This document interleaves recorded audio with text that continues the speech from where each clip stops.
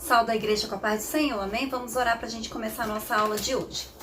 Senhor, meu Deus, meu Pai, te apresentamos neste momento, Senhor, as nossas vidas, meu Pai. Cada pessoa, Deus, que está assistindo essa aula, que o Senhor venha abençoar, que o Senhor venha nos dar sabedoria, entendimento, discernimento da sua vontade, da tua palavra, que nós possamos crescer, Deus, cada dia mais na tua presença, que o Senhor venha nos encher, meu Pai, com teu Espírito Santo, Senhor, nos dá o teu ensinamento, meu Deus, aumentar a nossa fé e nos conduzir, Senhor, pelos teus caminhos, meu Pai, nos fortalecendo sempre a fazer a sua vontade, meu Deus. É isso que nós pedimos e te agradecemos em nome de Jesus. Amém? A lição de hoje, o título dela é O Fruto do Espírito Santo, o Eu Crucificado. Tá em Gálatas, capítulo 5, versículo 16 a 26, que diz assim: Digo, porém, andai em espírito e não cumprireis a concupiscência da carne. Porque a carne cobiça contra o espírito, e o espírito contra a carne. E estes opõem-se um ao outro para que não façais o que quereis. Mas, se sois guiados pelo espírito, não estáis debaixo da lei. Porque as obras da carne são manifestas, as quais são prostituição, impureza, lascívia, idolatria, feitiçarias, inimizades, porfias, emulações, iras, pelejas, dissensões, heresias, invejas, homicídios, bebediças, glutonarias e coisas semelhantes a estas, acerca das quais vos declaro, como já antes vos disse, que os que cometem tais coisas não herdarão o reino de Deus. Mas o fruto do Espírito é caridade, gozo, paz, longanimidade, benignidade, bondade, fé, mansidão, temperança. Contra essas coisas não há lei. E os que são de Cristo crucificaram a carne com as suas paixões e concupiscências. Se vivemos no Espírito, andemos também no Espírito. Não sejamos cobiçosos de vanglórias, irritando-nos uns aos outros, invejando-nos uns aos outros. Amém. Então essa passagem, o apóstolo Paulo, ele fala sobre as obras da carne e o fruto do Espírito. E a lição de hoje nós vamos falar especificamente sobre o fruto do Espírito. Na lição passada nós falamos sobre os dons espirituais. E aí a gente precisa entender a diferença de dom espiritual e de fruto do Espírito. Primeiro, a semelhança entre os dois tem a mesma origem, que é o Espírito Santo. Então, tanto os dons espirituais, eles vêm do Espírito Santo, como o fruto do Espírito, como o próprio nome diz, também é do Espírito Santo. Mas existe uma diferença. Por quê? Os dons espirituais, a finalidade dele é nos capacitar para o serviço cristão. Através dos dons espirituais, nós manifestamos o poder de Deus na igreja, na terra, na nossa vida, na vida das pessoas. É uma forma de manifestar o poder de Deus. Outra coisa, os dons espirituais, ele não é o mesmo para todas as pessoas. Então não é, eu tenho um dom espiritual, todo mundo tem o mesmo dom. As pessoas, elas têm dons diferentes. Então um tem o dom de profecia, um tem o dom de cura, outro tem o dom de língua. Então cada um tem um dom. Com relação ao fruto do Espírito, o que significa o fruto do Espírito? O fruto do Espírito é sinal de amadurecimento cristão. Significa que nós estamos tendo mais intimidade, que nós estamos manifestando na nossa vida o caráter de Cristo. E o fruto do Espírito é o mesmo para todos, que é o amor. Na passagem que nós lemos, falou caridade. Mas várias versões dizem amor, que tem o mesmo significado. Então é o amor que tem várias virtudes, Aquilo que ele fala com relação aos frutos do Espírito, de alegria, paz, mansidão, benignidade, fidelidade, domínio próprio, são características do amor. Então essa é a semelhança e essa é a diferença. Então o fruto do Espírito, ele é o resultado de uma vida cristã abundante, Tem a ver com o nosso relacionamento com Deus e vai nos ajudar no nosso relacionamento com as pessoas. Por quê? Porque o fruto do Espírito se manifesta no nosso caráter, no nosso dia a dia, na nossa maneira da gente se comportar, Então vai facilitar e vai ajudar no nosso relacionamento em casa, na família, na igreja, no trabalho, em todos os lugares que a gente for. Então o fruto do Espírito na vida do crente. Então, todas as pessoas que acreditam em Jesus, que são cristãs, elas devem viver sob o domínio do Espírito Santo de Deus, né?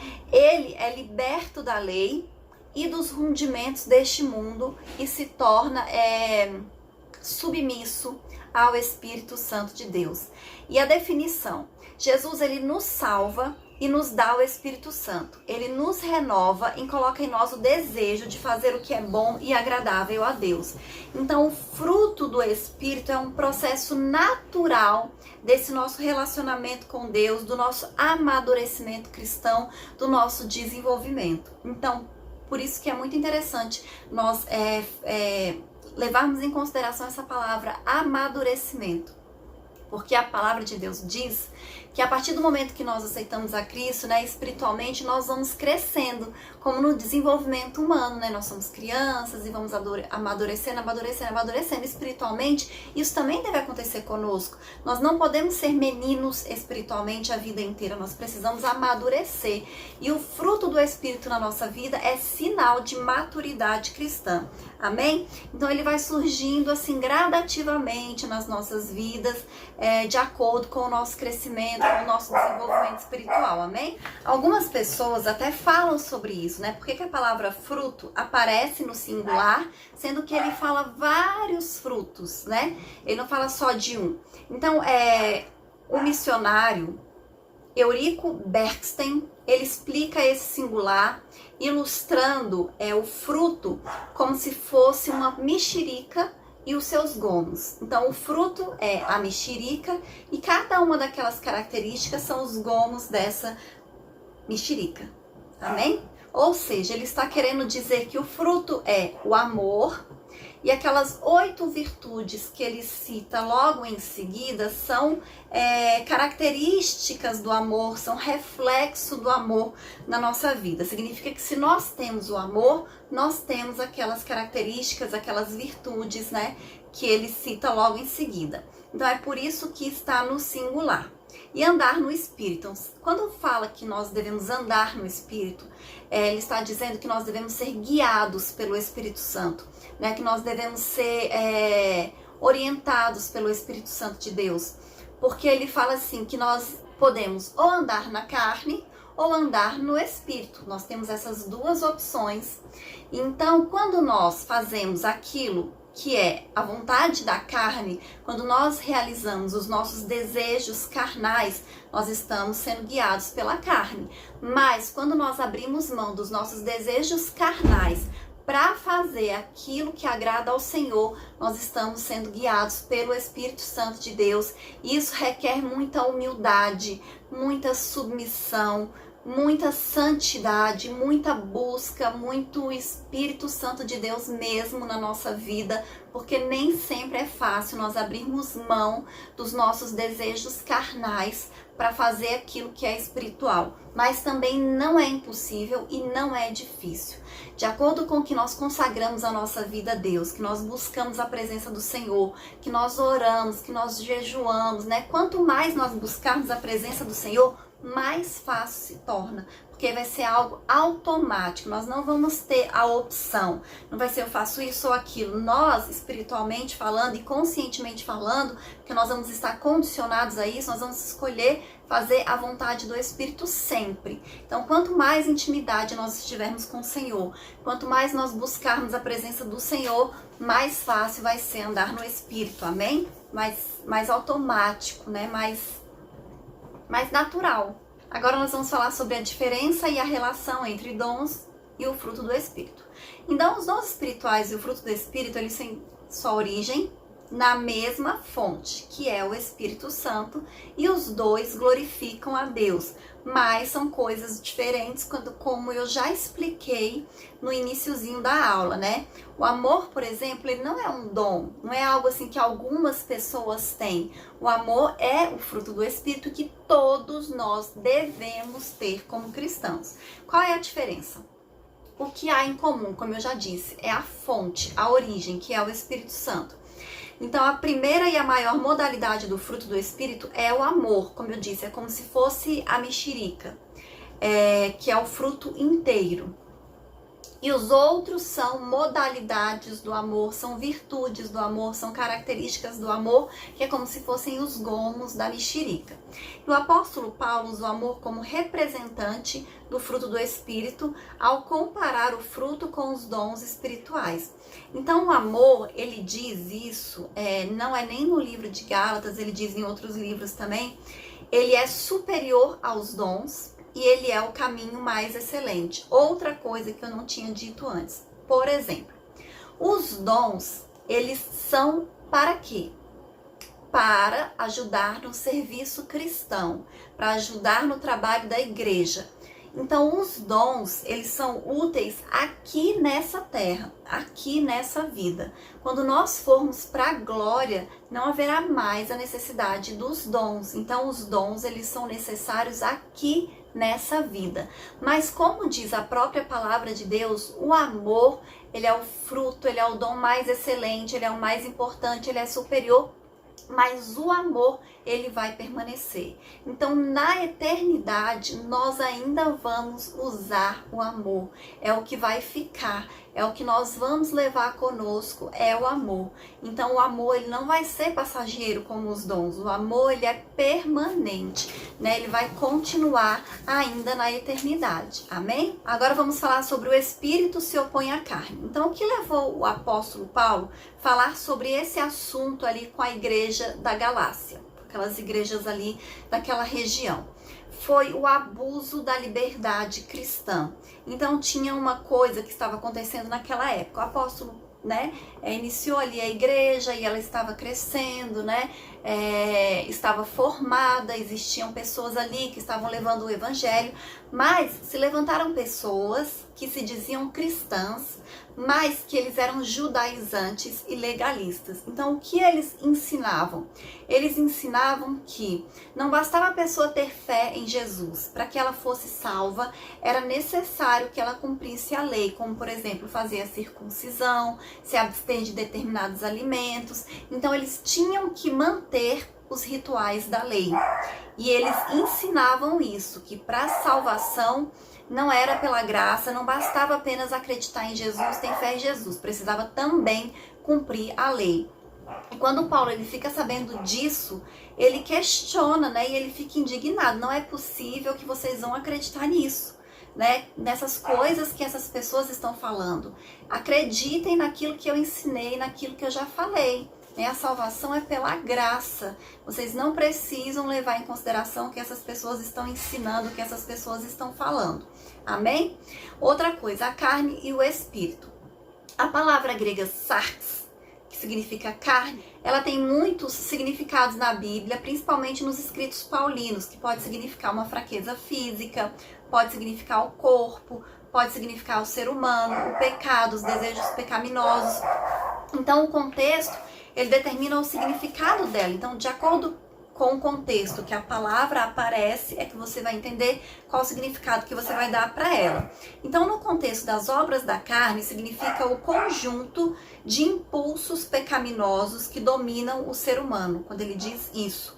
Por quê? Porque a nossa carne, ela tem desejos pecaminosos. Como a palavra de Deus diz, a nossa carne, ela já está condenada. Ela tem desejos de coisa da carne.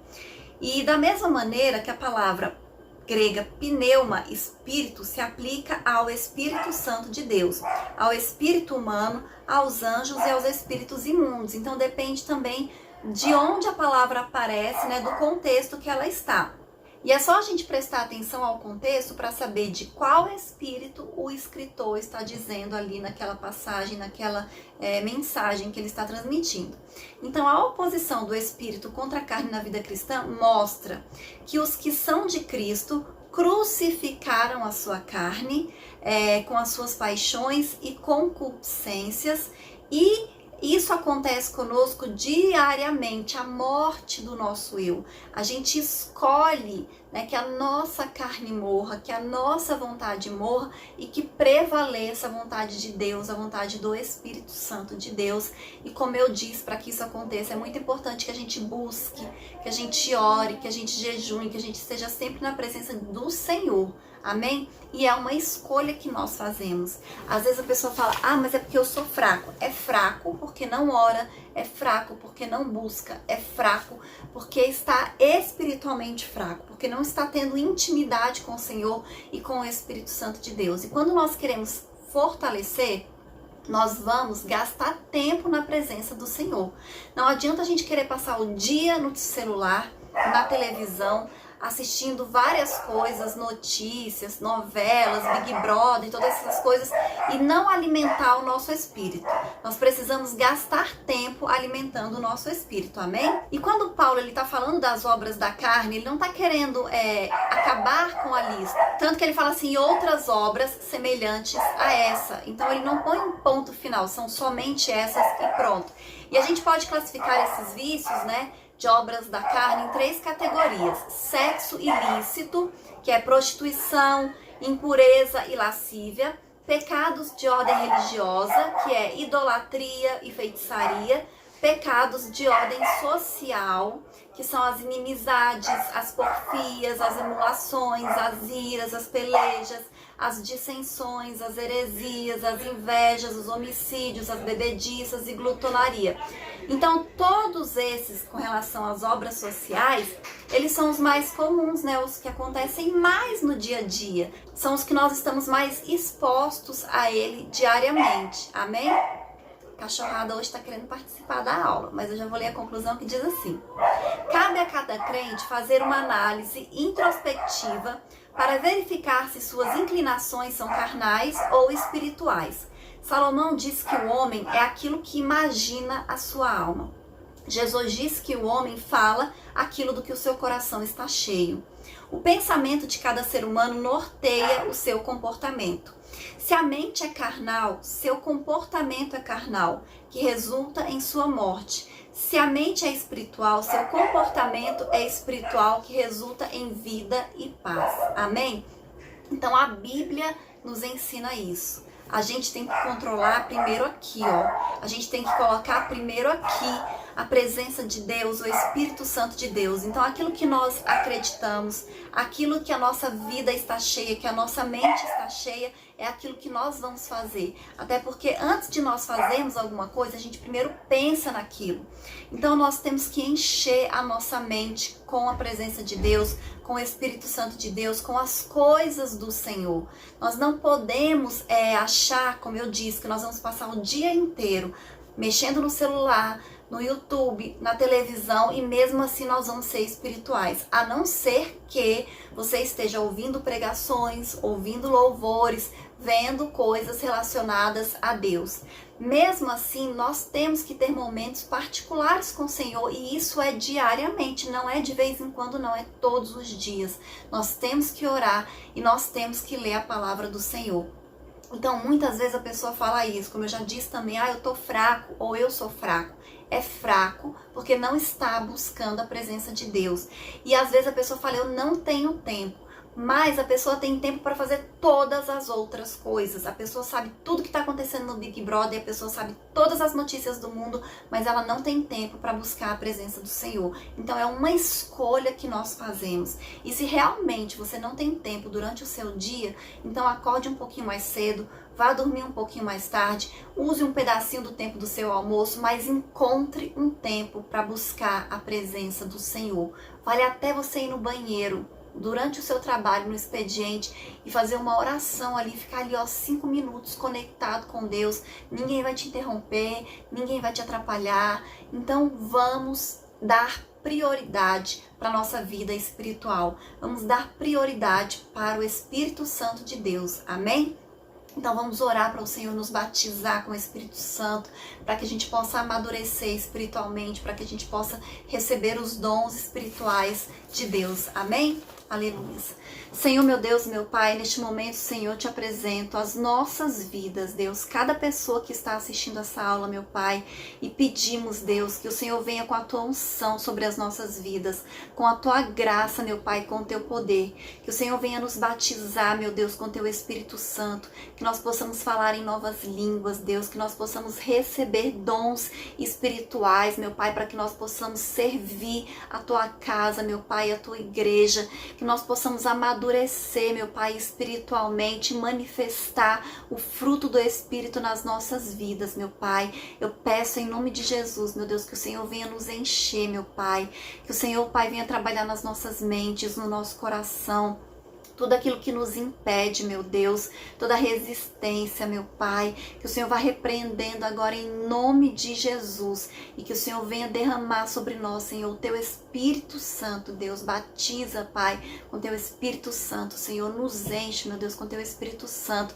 para que nós possamos transbordar na tua presença, meu Pai. É isso que nós te pedimos, Senhor, e te agradecemos em nome de Jesus. Amém. Amém? Essa é a lição de hoje, que os irmãos possam curtir, compartilhar com outras pessoas e até a próxima aula. Amém?